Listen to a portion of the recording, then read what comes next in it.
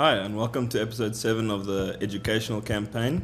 Today we're unpacking a key concept in refrigeration, the difference between subcritical and transcritical operation. Traditional HFC refrigerants like R404A or 134A operate subcritically. This means the entire refrigeration cycle happens below the refrigerant's critical point. That's the temperature and pressure above which it can no longer exist as a distinct liquid or vapor.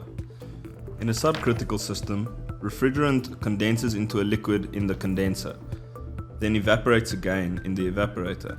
It's a well understood closed loop that's been the standard for decades. CO2 or R744 is a very different story. Its critical point is much lower, about 31 degrees Celsius and 74 bar.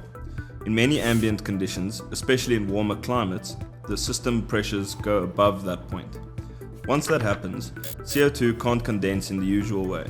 Instead of a condenser, we use a gas cooler to remove heat. The refrigerant then expands and partially condenses later in the cycle as it cools down.